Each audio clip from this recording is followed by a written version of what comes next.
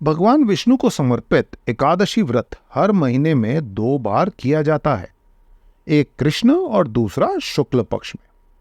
शास्त्रों के अनुसार जो लोग सच्चे मन से एकादशी व्रत करने से जीवन के दुखों का अंत होता है, परिवार में खुशहाली आती है। सावन में एकादशी व्रत करने से विष्णु जी संग शिव जी का आशीर्वाद भी प्राप्त होता है। सावन के कृष्ण पक्ष की एकादशी को कामिका एकादशी कहते हैं। पंचांग के अनुसार इस बार सावन महीने की कृष्ण पक्ष की एकादशी तिथि की शुरुआत 30 जुलाई को शाम 4:44 पर शुरू होगी। व्रत की तिथि का समापन 31 जुलाई शाम 3:55 पर होगा। उदय तिथि के अनुसार कामिका एकादशी का व्रत बुधवार 31 जुलाई 2024 को रखा जाएगा। महत्व।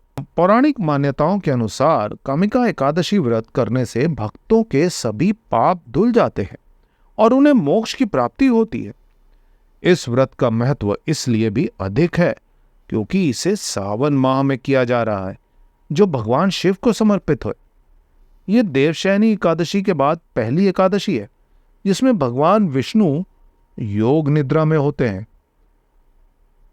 सावन के महीने में इस एकादशी के होने से इस व्रत में भगवान विष्णु के साथ भोलेनाथ का भी आशीर्वाद प्राप्त होता है। कामिका एकादशी पूजा विधि। सबसे पहले स्नान आदि कर मंदिर की साफ सफाई करें, गणेश जी को प्रणाम करें, विष्णु जी का पंचामृत सहित गंगा जल से अभिषेक करें। अब प्रभु को पीला चंदन और पीले पुष्प अर्पित करें। मंदिर में घी का दीप प्रज्वलित करें। श्री विष्णु चालीसा का पाठ करें। पूरी श्रद्धा के साथ विष्णु जी की आरती करें और तुलसी दल सहित भोग लगाएं। अंत में क्षमा प्रार्थना करें। कामिका एकादशी व्रत कथा। धार्मिक ग्रंथों के अनुसार कालांतर में किसी गांव में एक बेहद बलशाली क्षत्रिय रहता था।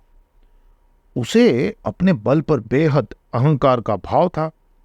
हालांकि वो धर्मपरायण था, नित्य प्रतिदिन जगत के पालनहार विष्णु की पूजा उपासना करता था। एक दिन वो किसी विशेष कार्य हेतु कहीं जा रहा था। मार्ग में उसकी भिड़ंत एक ब्राह्मण से हो गई। उस समय वो आवेग में आ गया। ब्राह्मण व्यक्ति उसे कुछ समझाता उससे पूर्व ही वो ब्राह्मण से हाथापाई करने लगा। ब्राह्मण बलशाली क्षत्रिय के प्रहार को सहन न कर पाया। इसके चलते तत्काल ही उसकी मृत्यु हो गई। उस समय बलशाली क्षत्रिय सख्ते में आ गया। वो प्रायश्चित करने लगा।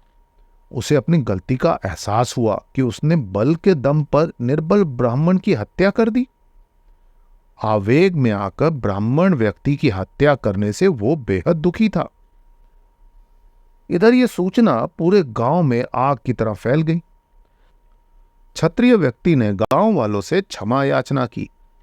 साथ ही ब्राह्मण का अंतिम संस्कार विधि विधान से करने का वचन दिया। हालांकि पंडितों ने अंतिम क्रिया में शामिल होने से इनकार कर दिया। उस समय क्षत्रिय ने क्षमा याचना करने का रास्ता जानना चाहा।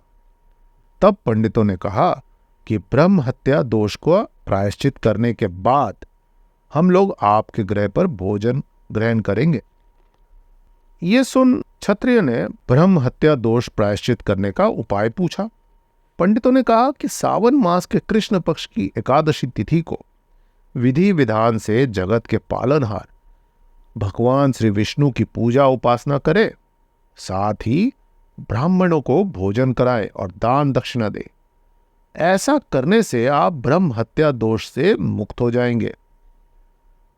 कालांतर में क्षत्रिय ने ब्रह्म व्यक्ति का दाह संस्कार किया।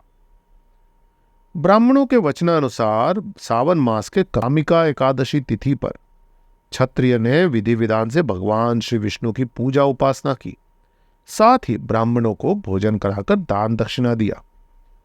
उसी रात क्षत्रिय के सपने में भगवान श्री विष्णु आकर बोले, तुम्हारी भक्ति से मैं प्रसन्न हूं। आज के दिन विधि विधान से तुमने मेरी पूजा की।